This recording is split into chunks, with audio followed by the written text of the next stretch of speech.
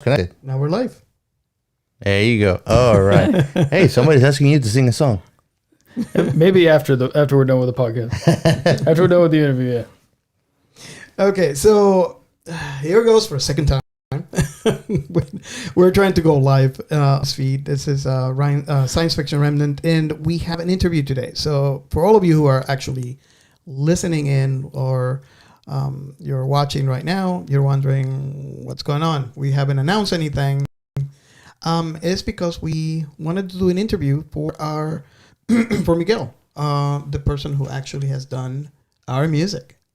I don't know if you guys have heard the music that we have for our intro on our show, and he's the one that created that music for us, and we wanted to get intimate, and so you guys can get familiar with it, and if you have not listened to his music, at least you get an experience here, and you go and listen to him. He's basically everywhere.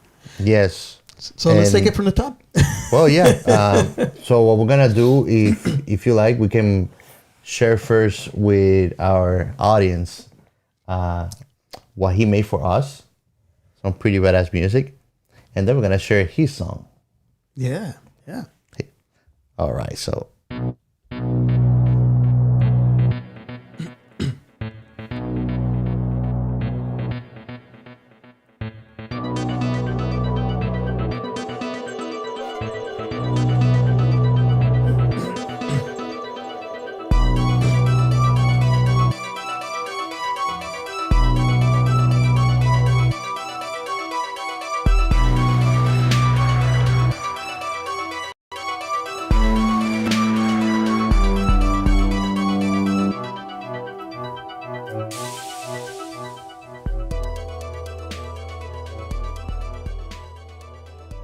Yeah. Nice. We can listen to that all day long. It's a nice spacey chill step kind of vibe, right? Nice. Oh yeah.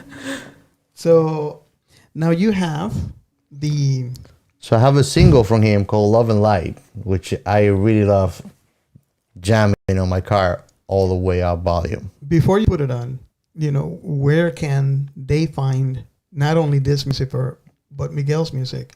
And maybe you can tell a little bit about the song, the inspiration you had when you wrote it, stuff like that. Well, the song "Love and Light" came from a very, I'm just gonna say bluntly, a very fucked up period this year. It's interpreted in many different ways, so I'm not going to expose what the song is about, but because many people view it in a different way. Some people view it as a spiritual thing. Some people view it as a religious kind of song. Some people see it as a relationship kind of song. So it could be any of those things. I'm not gonna interpret the song for you, but pretty much. Sorry, what was the other question? I got distracted. That's okay. That's I haven't had enough Cuban coffee. that's good, right?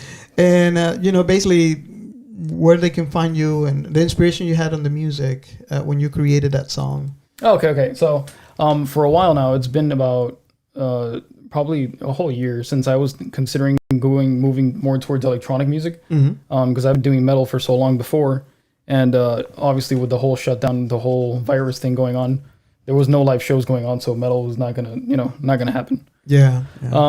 Pretty much the band that I was in dissolved. Was just a progressive metal band, and after that, just pretty much got destroyed. I pretty much decided, I'm like, you know what? I'm just gonna go into the world of doing. That's what pop. happened with metal. Everything gets destroyed. Everything gets destroyed. But in metal, is different because in metal you're dealing with like 3, 4, 5 other people. Yeah. So like I can't stand it because I have to Dealing coordinate. with people is a piece of. I'm not gonna say. It sucks. It fucking sucks. Like I will be honest with you, it fucking sucks. So what I decided to do was just do pop music because I could just produce that by myself in my bedroom, with no issues. I have all the gear to do it. So, I just decided to go that route.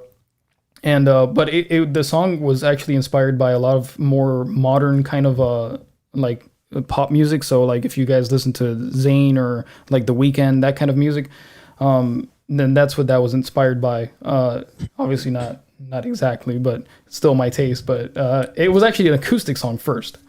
And then I transformed it into a pop song because I had an acoustic project before that I was working on. All right. Yeah, so I was like, oh yeah, I'm gonna use this as an acoustic song. And then I sat about it. I'm like, well, I've been really wanting to do pop for a while, so maybe if I just get this and I turn it into a I hear myself. Okay, I heard some people like, what? So like if I turn it into like a pop R&B song, I think that would be cool. And I did, and I put it up on Spotify, iTunes, SoundCloud, pretty much anywhere where you could, mainstream streaming platforms. And people dug it. I mean, I put it up on YouTube, and in a couple of days, got 1,500 views, and it's been incredible. So thank you guys for listening to Love and Light, and let me know if you're on the feed or if anything, if you guys have heard it. If not, we'll just link it. Link it. We're gonna put them in for it, man. Yeah, we're gonna put the music on. So especially for our audience, for Science Fiction Remnant, so you can get to hear a little bit of the music and go pick it up. It's really do yourself good. a favor. It's really good. Good. So the IG people, you probably won't be able to hear it, but Go to feed. go to the feed.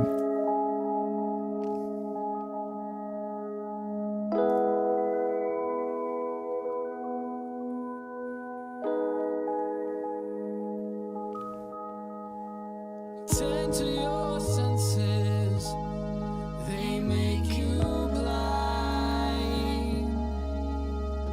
Our stories a mess, and the journey's begun.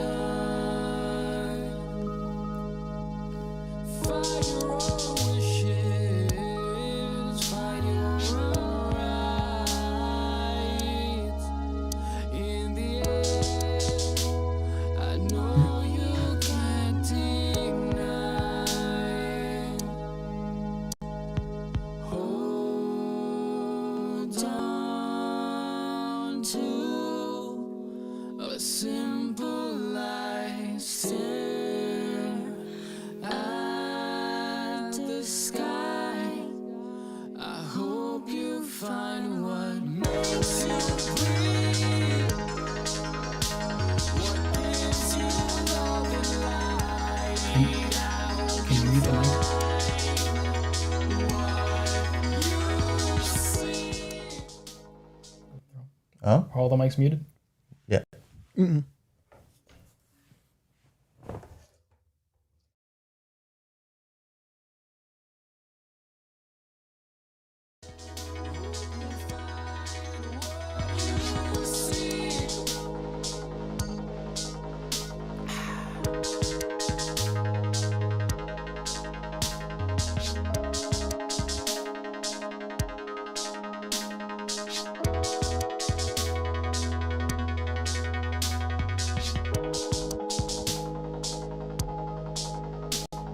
An empty glass, saluted and wasteland.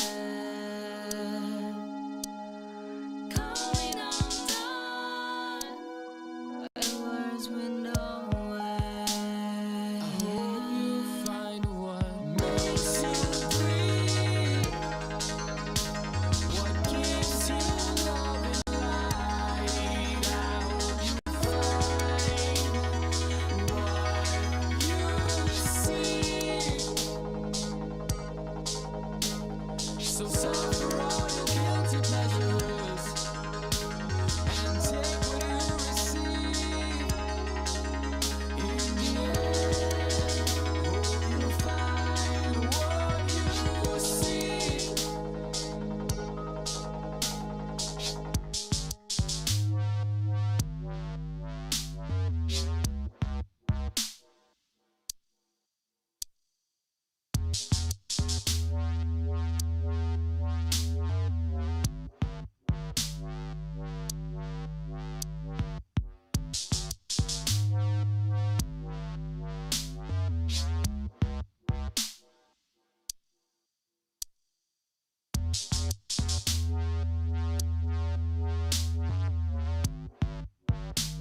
I hope you find what makes you breathe. What gives you love and light? I hope you find what you see. So suffer all your guilty pleasures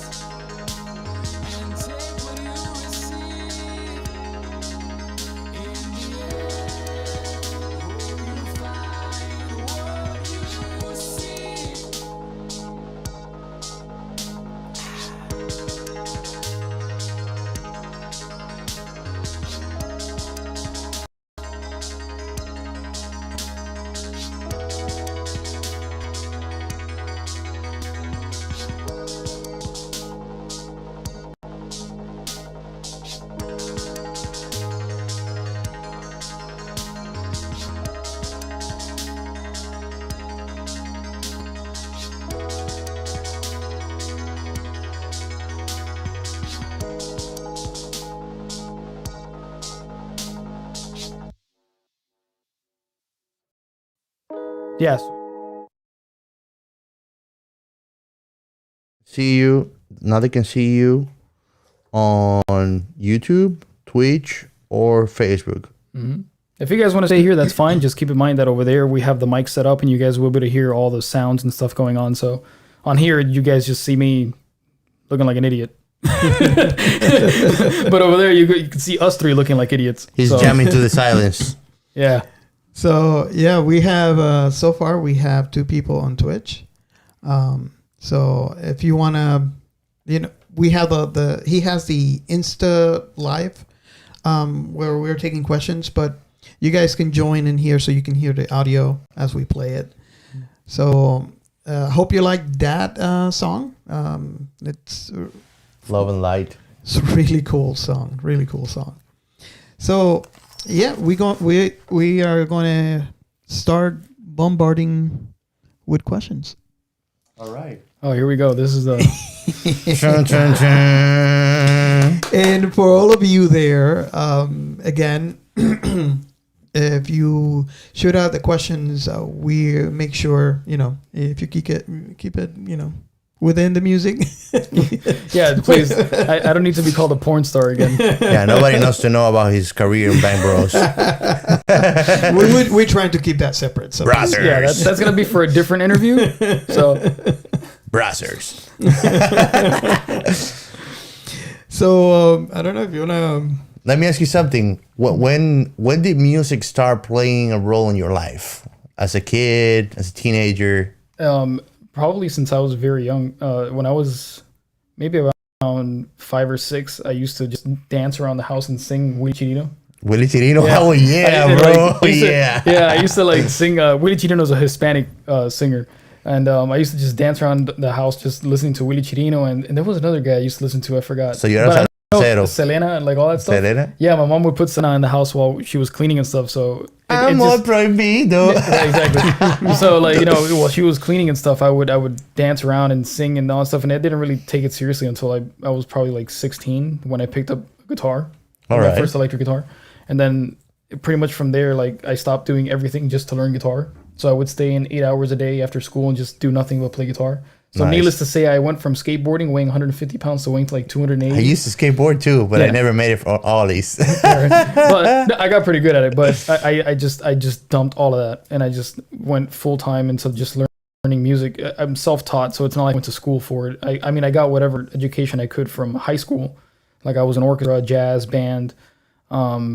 So I picked up my whatever I know of theory from there, but it wasn't like in depth. Like even to this day, I don't really know much music theory. I just know everything by ear. So we could do a cover music from Chicago movie. I can use like a little shingle skirts and we can do it and all that jazz. Pretty much, yeah. Nice. Let me ask you, weird question. What was the name of your first guitar? It was a First Act, which is, I mean, that's the brand. I didn't really name it. You I never name it? named my guitars. Oh man. Because to me, like my guitars were never like a.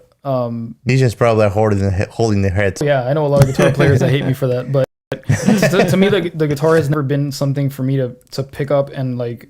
Personalized, It's not something that's how do I say it? It's not something that's sentimental to me. Okay. To me, it's something for me to express myself. So I'd never looked at the guitar as something like, oh, this is my baby.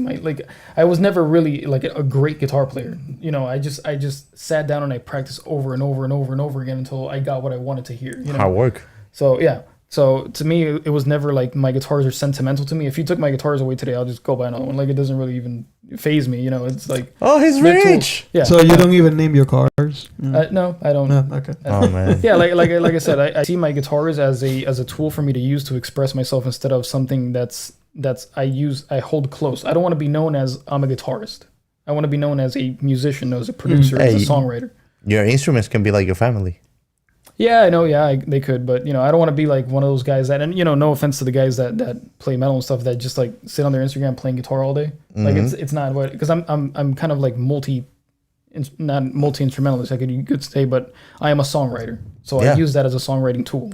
But some of the best musicians that I ever heard, including you, that's what they do. They don't limit themselves to one instrument. They sing, Yeah.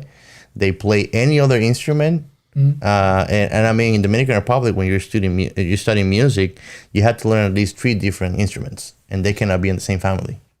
Oh shit! Yeah. All right, I did not know that. So I mean, you're kind of doing that, being self-taught. Any kind of medium that you use to learn whenever you wanted to learn something. You like When I I say, was- a YouTube graduate. I'm a YouTube graduate, man. So yeah, when I picked up the guitar the first time, actually I remember the first song that I learned because obviously I was into metal and stuff. The first song I ever learned was "Bullet for My Valentine, Hand of Blood," Oh God. and that was like back in 2007, 2000, maybe late, no, maybe later, like 2010 or something like that. That's the first song that I ever learned. Or maybe later than that. Yeah, way later than that. Probably like 4 years before that. I don't know. But Do anyway, you have fingers when you finish learning it? no, I didn't. I didn't have fingers. The thing is that the first guitar that I ever got, the first act, it was a Toys R Us guitar. It was Oh an my electric God. guitar, but dude, it was so bad. Like the frets were horrible on it. The action was like super high. So like to play, Nylon strings? If you could play, yeah, it felt like a nylon string electric guitar. So if you wanted to play something on that, you had to really dig your fingers in there. But you know, when I picked up a better guitar, it was just like, oh, it's super smooth, you know.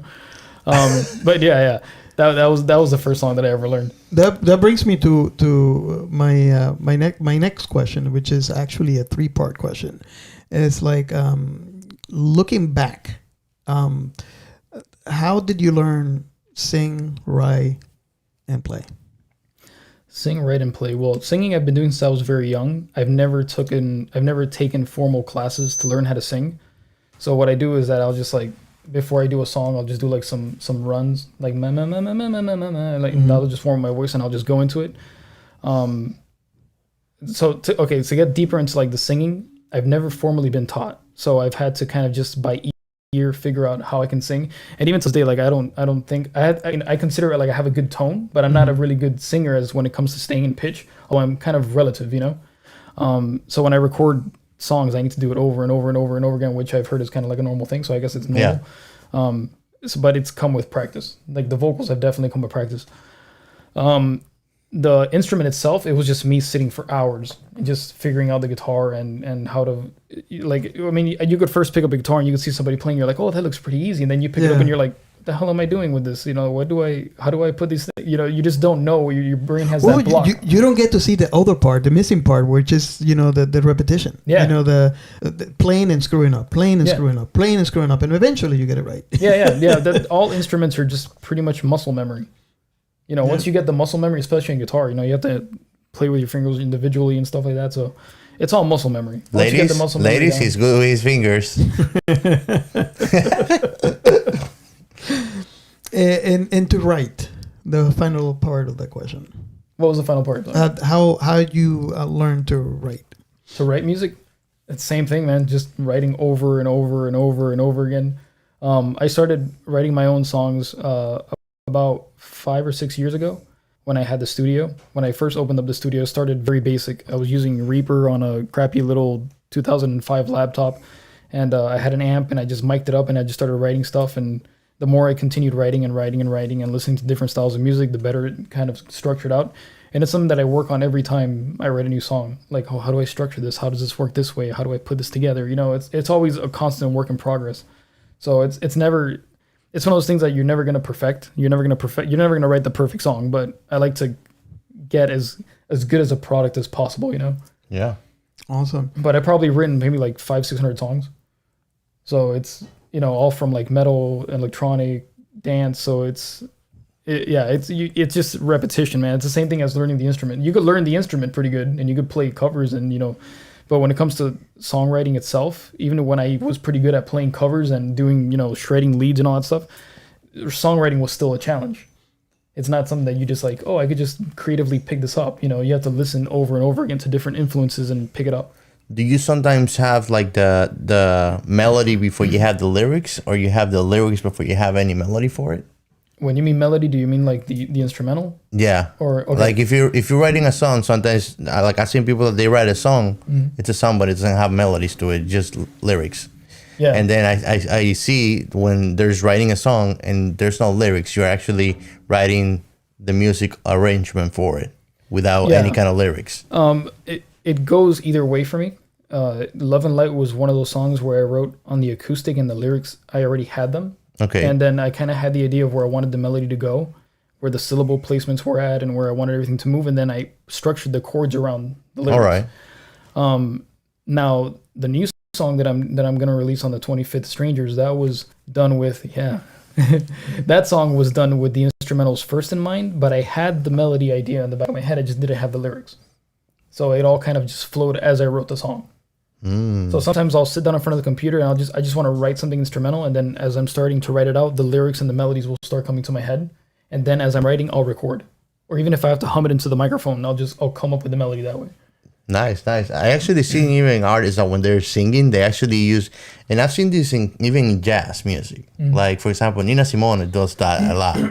And there's a modern guy that plays modern music too called Masego, and he does the same thing. Like, he's singing, and then he starts just doing the melody notes with his voice.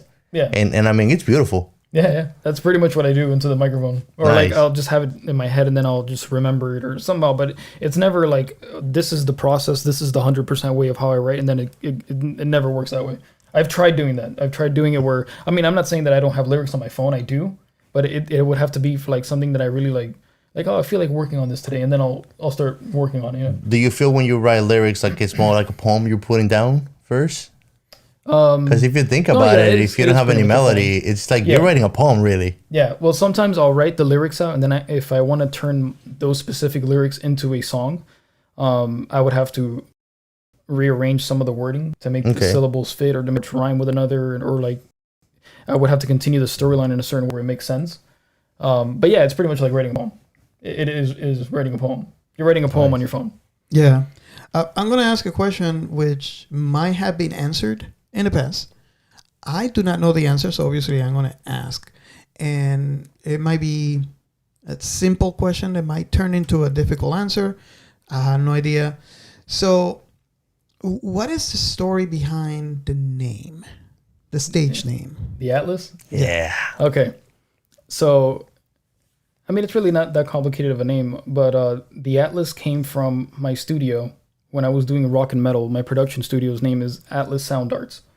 And as you know, people just started knowing it as Atlas Sound Arts, and I've done rock metal bands here in South Florida. So I figured, I'm like, well, you know, either I could just use the name for the studio as something for the artist and just call it the Atlas, and it's something where it's kind of universal. Because I'd never like to be stagnant in a certain style of music. Of course. Even though I'm kind of now falling more into the genre of pop electronic, I might still do some R&B. I might do some trance. I might do some hip hop. I don't know. You know, it really depends what I feel like doing on the day. So that's where the Atlas came from, because I saw it as like a universal name. You know, it's like, you know, I could Atlas Sound Arts. It's like I could do anything. You know, it's pretty open instead of just naming it like Death Metal Studios. Death Metal Studios. Or Chill Pop Beats. You know, like if those names actually do exist, I'm sorry. I'm just making an example. Everybody does their. You guys do your thing. You know, I don't want to get shit for it. Mojo Jojo Music. Mojo Jojo Music. Powerful voice.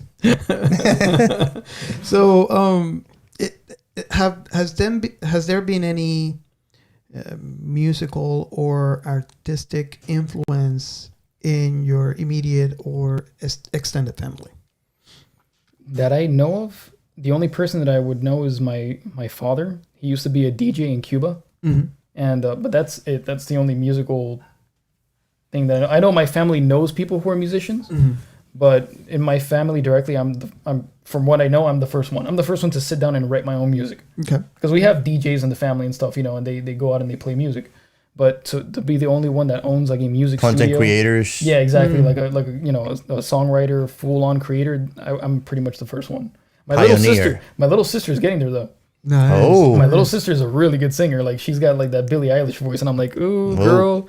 We might have to do some songs together. Yeah. You should see her in The Crown. Yeah, exactly. Yeah, no, she's a really, really good singer, and it's funny because she's young. Like she hasn't really studied music much either. You know, she loves it, but she's got like a really good voice, and I'm like, yeah, I'm gonna. Well, I have to. You got that, and if she has, it's the most important thing is that you love what you do. She got the thing is that when she was young, I kind of raised her. You know? Okay. So like, her father was never around. So it was like I became her father. So she'd see me play guitar and sing, and she'd go to my shows, and you know I guess she got inspired by that. So, but it's cute as hell. So I might have to throw her in a song. You should stay cool with sister. All right.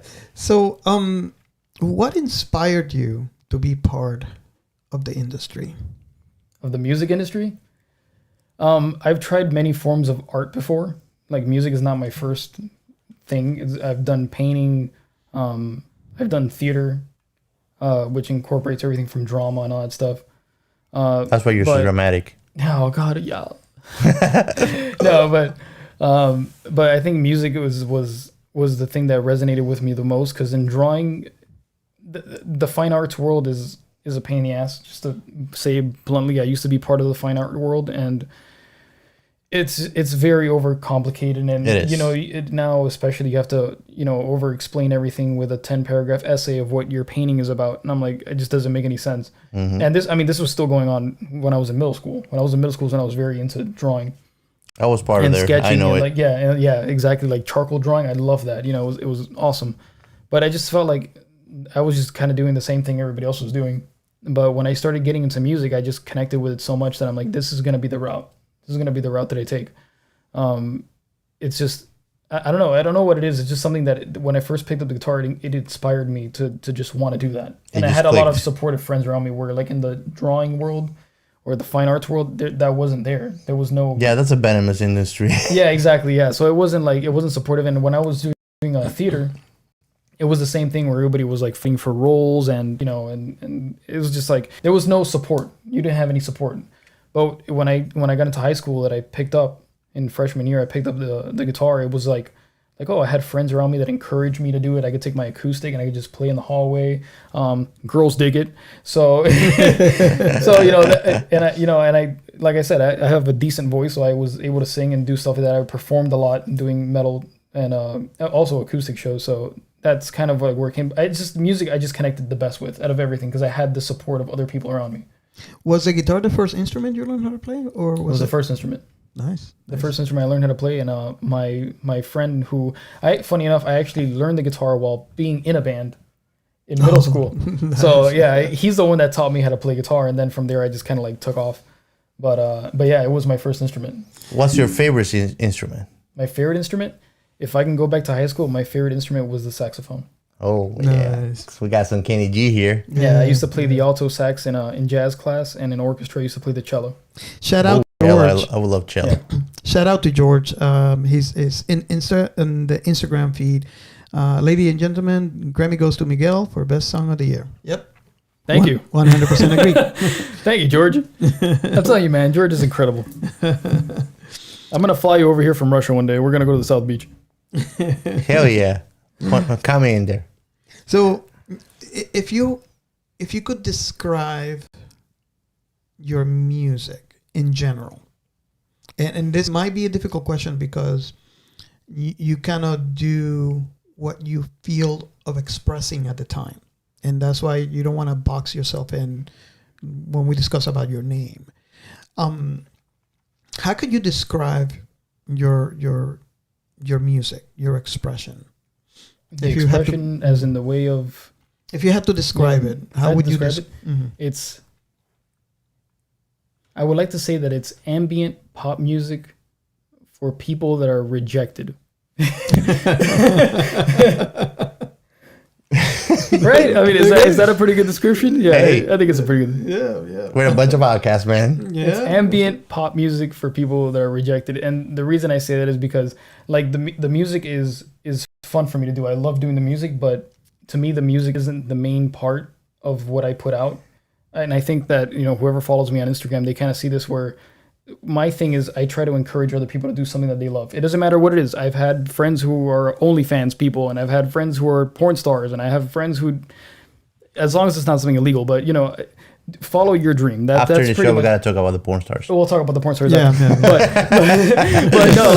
no, follow your dream. Whatever it is that you like to do. If you want to open up your business, if you want to, I don't know, man, whatever tickles your fancy, make it happen. That's pretty much the message that I try to put out. And music is my passion. That's what I put out there, and that's what I'm trying to manifest into the world. So I figured that if I go and I make one post where I try to encourage somebody else to do what they love, Instead of, because when you try to do something different out of the box, everybody tries to put you down. Everybody tells you, oh, you can't make it, you can't do it, and I've been that guy my whole life where everybody's always told me like, oh, you can't make it, you can't do shit, you suck at it, and I'm just here like, fuck you, like I'm going to follow it, And So you take it like a dare. yeah, I take it like Exactly. exactly. I take the challenge. Challenge accepted. Yeah, I take the challenge as a dare, and obviously you can tell that it kind of infuriates me, but to those people you just gotta say, fuck you and move on and do what you want to do. And that's kind of the message that I try to put out. Sometimes it does come out in the music, sometimes it doesn't. I haven't really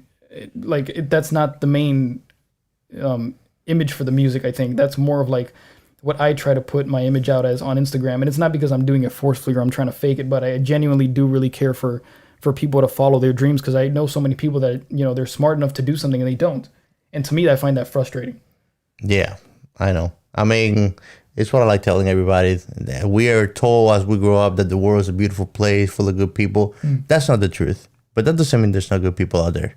Yeah, exactly. Yeah. So it's like, do good and don't let the world make you like the world is. Exactly. Make a world a better place, right? Exactly. Make the world a better place. Encourage other people. Encourage your friends to be better, to do whatever they want.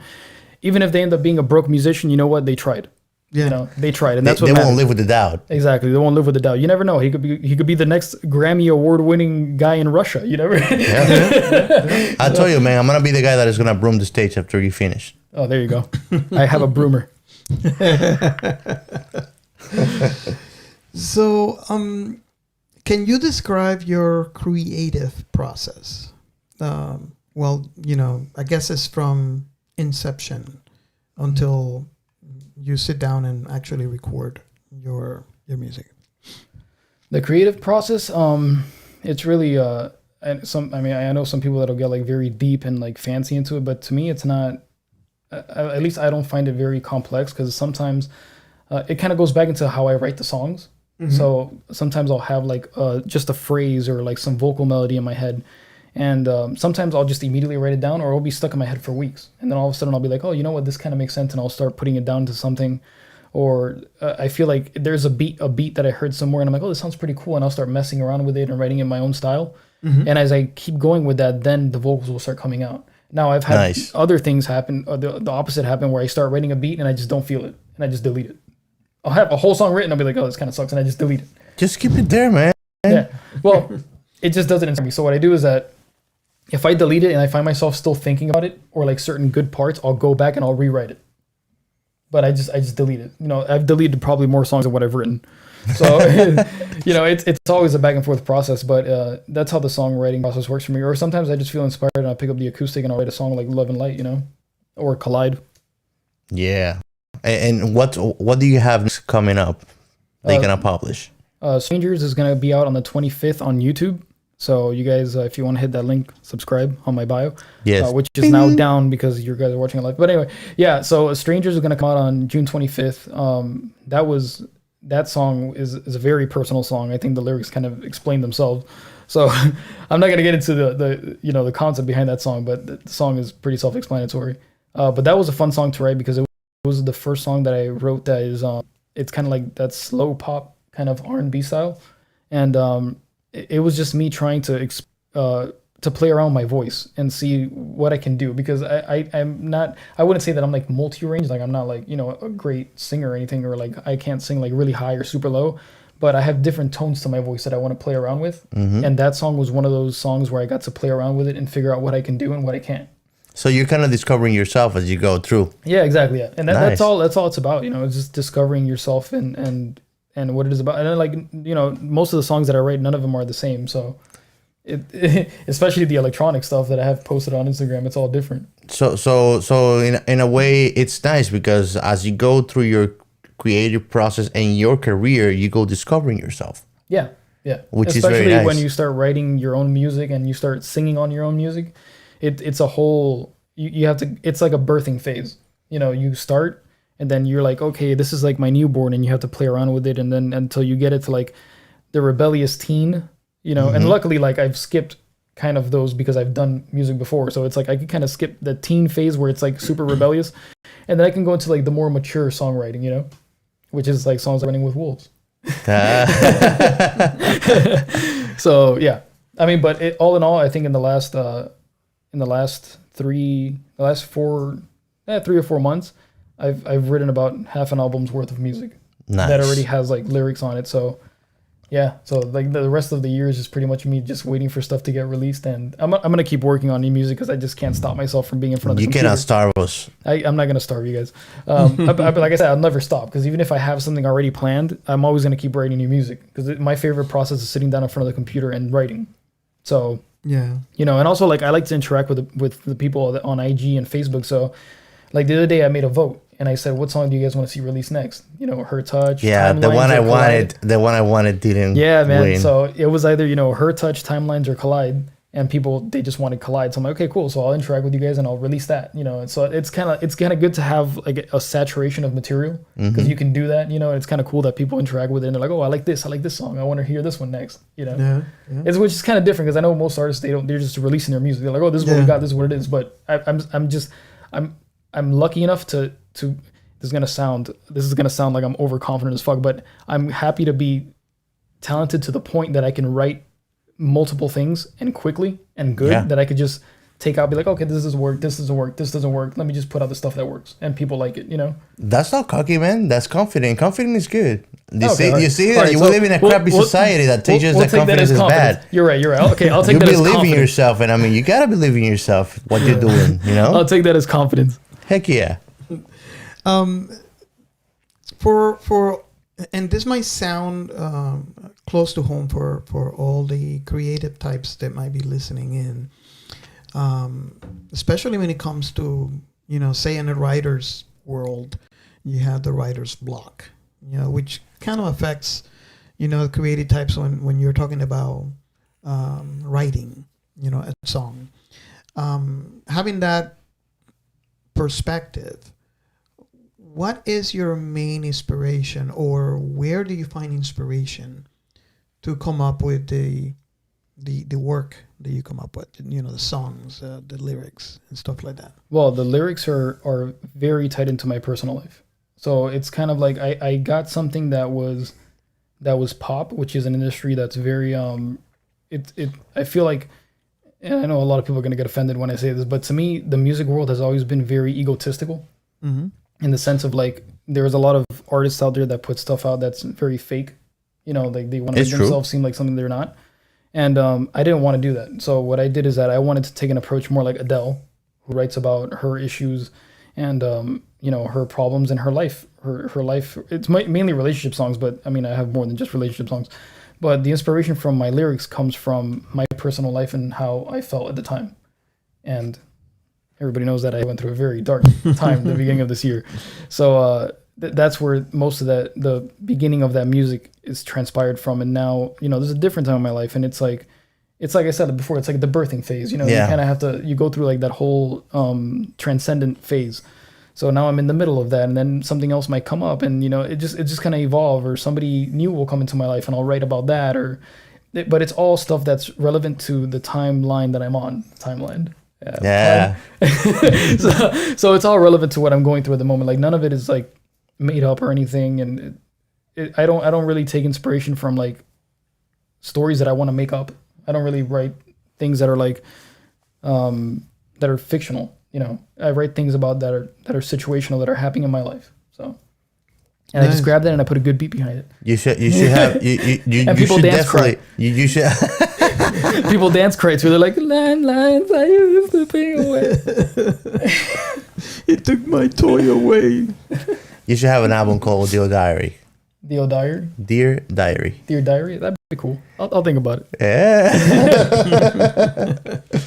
So, you know, it actually kind of shows in the music. And this is something that I always said all along, is like when I have a lot of people that come up to us, for example, and said, look, I'm thinking on starting a podcast. And, you know, what can you recommend?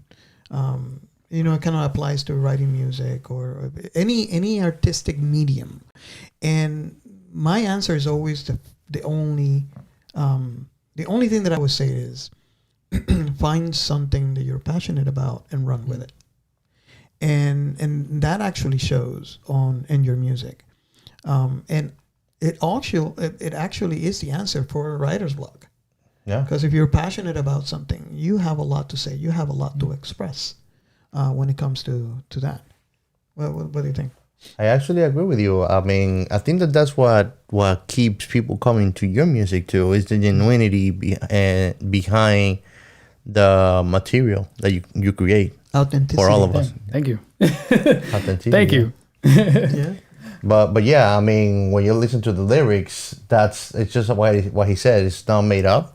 Yeah, So it's all It's real like life you're story. opening yourself up to the world. Yeah, it's one of those things where, like I said before, the music is one aspect of it, and my image as I try to portray myself, or as I do portray myself on IG, is that I want people to find something they're passionate about, and I want them to stick with it and do it. Even if they fail at it, I want them to go forward with it. So the best way to do that is to be vulnerable with yourself. Yeah. You Yes. have to be vulnerable. Yeah. And I found this out last year. Like, whenever I started writing music, and I wrote it from an approach that's more like, okay, this is me. I'm not trying to make something up. It just started flowing easier and easier. So I just decided, I'm like, you know what? I'm just going to put myself as of the vulnerable artist that I am.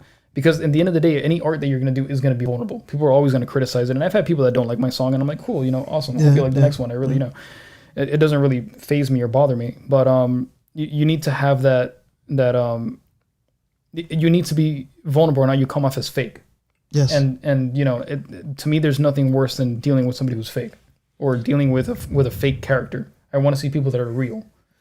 There's no better fan service out there than being able to put work out real enough that your fans will identify themselves with, and in that way you are touching people on a personal level, and that is fantastic. That is, I think, what the art should be. Yeah. When you touch someone on a personal level, because in a sense you're actually helping them, because they might hear a song. I mean, how many times have you heard a song? It's like, you might be going through a bad time, and you hear about this song where they're going through a bad time, and you kind of feel comforted, saying that I'm not alone. Yes. I'm not crazy. Exactly. So yeah, that's the ultimate, to me, is the ultimate fan service. When you're able to create something authentic enough that people can relate to it. And that's deep. Hey, what you write is Thank deep, you, man. Thank you. What you write is deep. I mean, see, but don't cry, don't cry. but those are the things that, like, when I write the music, I don't, because I'm not the fan, so I can't really, I can't really connect with it in a way where it's like, I don't know how other people interpret it, because Love and Life, for example, has so many interpretations that so many people have told me, but in a way, they all connect with it in a different level. Like, some people connect with it as in, like, oh, it's a spiritual song about finding your passions and letting go of bullshit. Yeah. Some people find it as like, oh, it's a relationship song where, somebody fucked up, or some people think about it in a different way. It could be whatever religious factor, love and light. He's probably talking about God. So I kind of like that it metaphorically, it has those different aspects, but it still gets the message across to what it is. Yes. But yeah, it's good hearing that from other people. It all translates to the beauty in the eye of the beholder. Yeah, true. Because, like, for example, like, to me, it's everything that I do, like, I put it out there, and it's like I said, it's just being vulnerable. I don't know if people are gonna like it or not. If I get criticized for it, I really don't care. I put it out there anyway, because, if I like my product, if I like my songs, then I hope somebody else is gonna like it. And if one person comments on it, tells me, hey, I love this, then that's good enough for me. I put the music out there for people to get heard. If they hate it, fantastic, they hate it. But hey, there's no such bad thing as bad publicity, right? There is such bad things. Haters gonna hate. Haters gonna hate. There is. Shout out to George. He comments, I wish you good luck in every day of your life. Thank you, George. And JCV47 Music. That's Joseph. Hell yeah. What's up, Joseph? Good guy, man. I love him. He's cool. Nice. Let me ask you something. Did you see yourself making any live show in the near future? I don't know about in the near future, because I haven't gotten that far into the process of being like, okay, what would I need for a live show to do? Luckily, pop music is not complicated to play live. I just pretty much need a PA and a laptop. But I would consider it. Maybe once I have more songs out, and depending on how I release them, I might consider it. I don't see why not. I would probably do it. I don't know about in the near future, but I would definitely do a live show. All right. Oh, maybe we can set up a live show on our feed for Science Fiction Remnant. Oh. There you go. Hey, all my songs are translated into acoustic. So We can put up here, a little, Like chair here and just. you know. we're gonna put like a cup of water with a little table, nothing else, and then a tall bench There you and go. the guitar and a he's little sitting bit of there. whiskey. Yeah. Oh, yes. Oh yeah. You let me know. I have the guitar stool at home. I can bring the guitar stool. Yeah. There you go. There you go. So you guys let us know. We can make it happen. So next question. What musician you admired the most and why? See, I tried to answer this question yesterday because I went live in the morning to kind of warm up for this. I can't just name one because I like so many different genres and styles of music. I think I wouldn't be able to pinpoint one. I can name a few that I think would really That'll do. Yeah, so I like more of like the modern pop style. Although my background is pop R&B, like NSYNC, Backstreet Boys, Britney Spears, Shania Twain, those kind of like artists would really inspire me. Yeah, exactly. Omarion, like I said, I love Omarion. So Mario is great, man. yeah, Omarion is on. fantastic. So those are the people back then that really inspired me to kind of keep going with it. And then I learned about rock and metal and I transitioned into that, but I've kind of gone back to that. But I think now at the moment, the artists that mainly inspire me would be Adele, because just her stories are awesome. I like Zayn. Zayn is one of my favorite artists. There's this band, I keep forgetting the name. I tried to say yesterday and I forgot the name, but there's a Chase band. Atlantic. Chase Atlantic. There you go. See, he remembered it. I put it in the car yesterday. Yeah, put it in the And Chase Siemens, the other one. Siamese. Siamese. Yeah, they're like a rock pop band. So yeah, They're good too. They're good. They're good. So I like those style of vocals, and I mean that's like what we need, like 4 or 5 already. But yeah, The Weeknd, like those kind of those are the artists that really inspire me now to write. Or like, for example, like BT. You guys ever heard of BT? Oh yeah. You heard of BT? Yeah. I showed you BT. Yeah. Yeah. He does like house, trance, dance kind of music. But like I like everything. I love his vocals behind it. So like those artists is Devin Oliver from Icy Stars and his album Treehouse.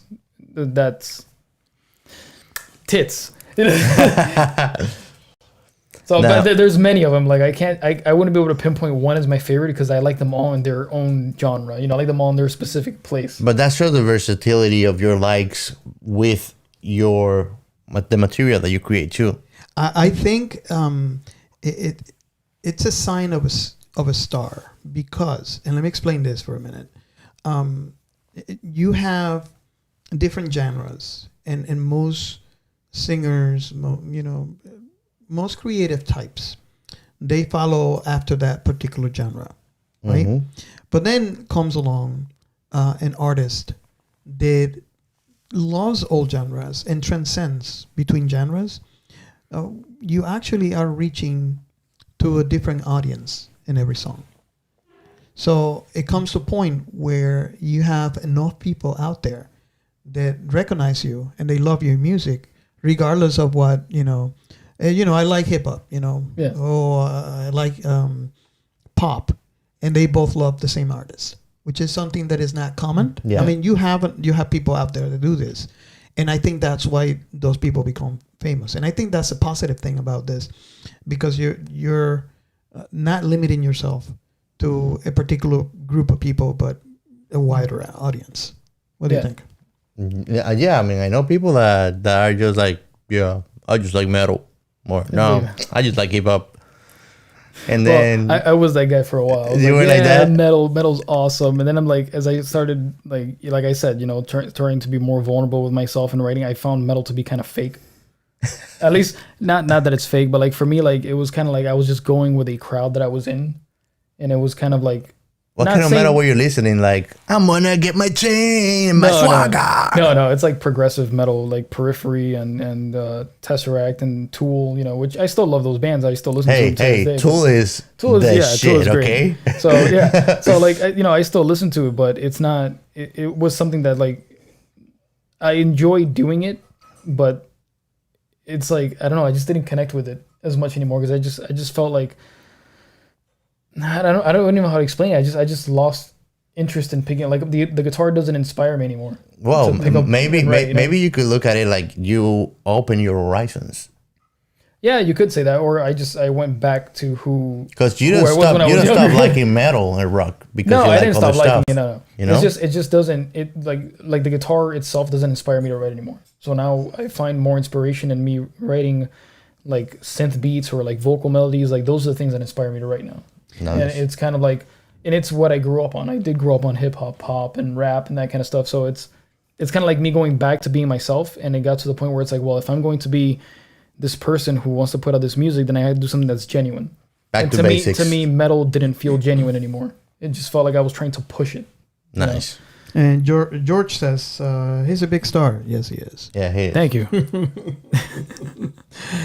So, if you have, and I know you have said multiple things throughout this broadcast to your fans, if there's one thing, one message, in particular that you want to give to your fans, and you have said multiple things throughout, so this might be a repeat, but just the reason why I'm asking is just want to concentrate on, out of the multiple things that you mentioned, if there's a one particular thing that you want to concentrate on as a message to your fans. I think that what I was mentioning before about just pursuing your dream and your passions and follow them in a way where it's genuine, where it's not like you're just trying to do it for monetary reasons, because I don't do music for money. I don't really gain any money from making music, Not yet. Not yet. Well, yeah, but I mean, for the studio aspect of it, from when I do production for other bands, yes. But like as my music being released, I don't. I'm going to be honest, I don't make money from it, and it's fine. I don't really care as long as people listen to the music is what I care about. But I think the main message would be for people to pursue their passions and be genuine in your pursuit of it. Don't do it because you're being pushed by a certain crowd to do it, or somebody telling you that, that's wrong because it's a stupid idea or it's out of the box. Fuck them. Just do what you want to do, and if you have to cut people out of your life and you need to let people go to do your goals to make them happen, put your focus onto it 100%, or, at least 20% every day after work, and, make 100% every week to get your goals done. That's really what my message is. So like, be the wolf. There you go. Awesome. Be the wolf. Now, there's a question that I think most fans out there would like to have answered. And I'm going to proceed with, for example, our fans.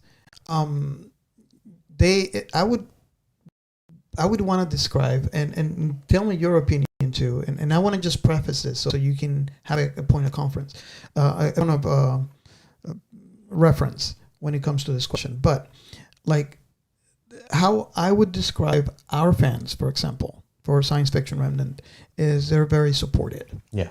Very supportive. There's an interaction. And that's just one way to describe. Many artist types, in any genre, music, television, or whatever, they would have a particular way to describe their fans. I have seen some describe, the fans as being partly toxic. So they might show this by saying stuff like, I avoid negative comments when I go online or stuff like that. So far, we have not been.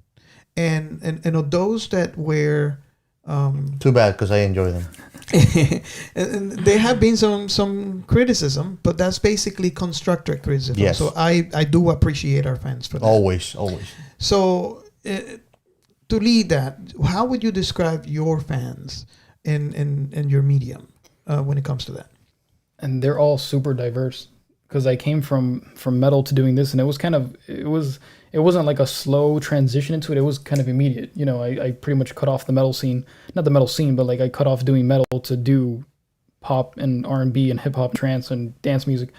So it's very diverse. But what I've noticed from the few fans that I do have is that, I probably have, let's just run it down to numbers. I have close to 1,900 followers on IG, close to 500 on Facebook, and I have 54 people that follow me on YouTube. And out of all of those, maybe 10 of them are like super supportive. Nice. Like 10 of them are like always sharing my stuff and they're liking it. And like, it's one of the reasons why IG's had such a rapid growth in the way it's had for me. And honestly, like, you guys are amazing, but they all come from diverse backgrounds. Awesome. So, I have guys who were death metal singers that follow my stuff. I have people who I've been in past bands with that were also singers, guitar players, bassists. They share my stuff. I have people that just came into it. Like, for example, George, who's in Russia. He's a big lover of trance dance music. So he loves songs. Like, he's like, dude, I listen to your songs to go to sleep. So there he is. George is awesome. So, like, it's such a diverse group of people, and I appreciate that. I like that it's a diverse group of people that are coming together, that are, that they're very supportive. My friend Chris, also, who lives in North Florida, he's, I mean, we were talking about this the other day. He's a gay Democrat man. He's a gay liberal man. And he's like, man, you're a straight Republican, and I'm a gay liberal, and we can still get along on a common theme, Yes. My favorite thing, agree to disagree. Yeah, exactly. We just, we agree to disagree in that political front, but if you can take down that political barrier that, society has, like, showered us in, that we all have to be different and separate, we're all just fucking humans. We're all living our lives. We're all just doing it in our own independent way. So I'm glad that at least from what I've seen, what's going on for the growth for the Atlas is that the people who like the music and support it are diverse. Yeah. It's not just a group of rappers. It's not just a group of metal guys. It's everybody coming together to really enjoy it. A unifying front. Exactly. And that's what I like with artists like you, is the fact that you can bring different genres together. Mm. You can, you don't have to agree on this is your best song, but you can all agree that this is the best singer. Does that make sense? Yeah, absolutely. So I think I know the answer to this, but I want to hear it from you. Do you create for yourself or for your fans? And I think I know, but everybody wants to hear it. Well, when it comes to the creative sense, I create for myself. That's where I think most of the diversity comes from. Mm-hmm. Although you could say that would come from your fans, because all the fans are diverse, but I write very diversely. Not every song that I write is the same, So I write for myself and for my life story. Now, what I put out there, what people like, is different. So if they like I was saying earlier, like, if some people vote on a song that they say, oh, I like this one more than this one, then that, if I get more votes on that song, then obviously I'm going to release a song that has the most, but that doesn't mean that I'm going to put the other ones away. Yeah, I might throw them together or something. So I like to have that interaction with the crowd, but mainly when I write music, I write it for myself. And I mean, it makes a lot of sense, that answer to me, because at the end of the day, he's putting himself out there. Yeah, and I think that's actually, in a way, you're writing for your fans. Because when you write, number one, people want to hear authenticity. But when you write about different facets of your life, you're writing about different aspects that people listening might be or will be going at a specific time in their life. Mm-hmm. So, sorry if I get too deep, but I always do this. Get philosophical. But, that's, in essence, you're writing for your fans. You're writing for those, and to give those a voice, and let them know, hey, at least that's my opinion. Yeah. Let them know, hey, you're not alone. Let me just answer this one question. No, I am not gay. I have a gay friend up north. I am a straight man. We love gay people, though. Heck yeah. Yeah, yeah. So I have a closing question for him. And that question is going to leave you thinking for the next years to come. Jesus. Yeah. What is it? Oh, is it over already? Huh? Is it over? Is it over already? Well, Oh man, no, we're having so much fun here. Well, I'm having a big question for him. I still haven't gotten the color of my underwear yet. I'm waiting a big question for him, though. Go ahead. Where do you see yourself in the next 10 years? In the next 10 years, I want to see myself making a full-time career out of music. That's where I want to be, whether it be like on a stage, on a stage performing the songs, or working in a studio producing for somebody else. That's where I see myself in the next 10 years. I see myself there in the next 5 years. Nice. Nice. Like, I don't think it's going to take 10 years. I love your answer, man. So it just depends on how much determination. And to be honest, if, the Instagram and stuff like that starts growing and I start getting more of a following, it might happen in a couple of years. Nice. Because I'm already kind of doing that now, but for metal bands. So I don't know. I can't specify the timeline, but it'll be faster than 10 years. It'll be faster than 5 years. If the idea of it gets you excited, I like that. It does. It gets me excited because that. music is and I'm gonna be blatantly open and vulnerable right now. Music is the only thing that I am good at. Is the only thing that I am good at.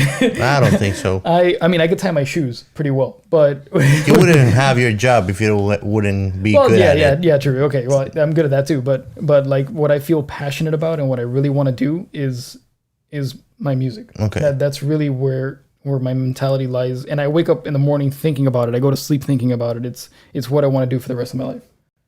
Nice. So we're just bombarding him with questions, but I just want to say out there for those of you on Instagram, those of you on the feed, you're more than welcome to post your questions, and we will actually get to them. So let us know. Just post them in there. So next question. What do you enjoy the most about being a musician? What do I enjoy the most about being a musician? The attention. I don't think the attention comes from the music, all right? It comes from these fabulous looks. No. I think what I enjoy the most about being a musician is connecting with other musicians or people in general. It's just people telling me, in a way you could say it's the attention, but it's just when people come to me in a positive way, not just about the attention. I'm like, oh, your music is awesome. It's, because like I am confident in my music. I am. I will say that I am, but I'm not overconfident. When I put something out, I still feel like there might be something wrong. Mm-hmm. Like I never feel like it's a finished product when I put it out. Well, yeah. Although it could be. You're being vulnerable when you're doing that. So there is no cockiness in that, Yeah. So it's like I said, like I'm confident in the music that I put out, but I'm not overconfident to the point where it's like, and my engineer knows this, Javi. He's worked with me for a while. If I send him a song and he tells me, hey, there's something that you need to change, and I'll be like, dude, let's change it. Like I have no issues. If you think it's gonna sound better, then I'm full in on your opinion. So I'm kind of easy to work with on that side. But I my favorite thing when people message me back and they tell me, hey man, I love this song. I'm happy to see you growing. And this has been consistently happening for the last 3-4 months where I've had people messaging me all the time like, hey man, I love your song. I can't wait for more. Well, not the last 3 months because I released Love and Light last month, but since they've been seeing the progression of the little posts I've been doing on Instagram, people have been like being really, really supportive. And, and I really appreciate that, man, because if without the support of other people, you just can't keep going, even if it's just a thank you, I love your song. Like that basic thing is just like, it means the world to me. Example, George just posted, I believe that you will become a big star and you'll be on stage. I agree. Me too. I agree too. I agree. It's I wanted to see what they wanted to say in case they wanted to be like, nah, screw this guy. But no, it's unanimous. So you'll be up there with me, George. George actually writes his own music too. It's pretty good. Nice. Facts, my son. Facts. So how do you handle your day job with your passion, which is music? Well, it's He works with metal. not that I work with metal. Yeah, I do.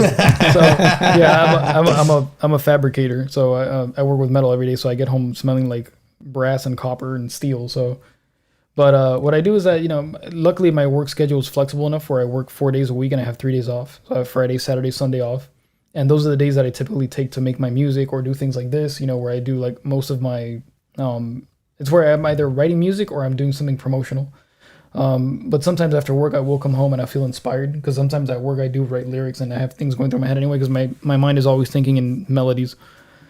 So I'll get home and I'll start working on something. I'll finish the next day, or I'll take a couple hours out after work to, after I get home and I'll relax and I'll start working on it. But usually most of the time my mind is just on marketing mode.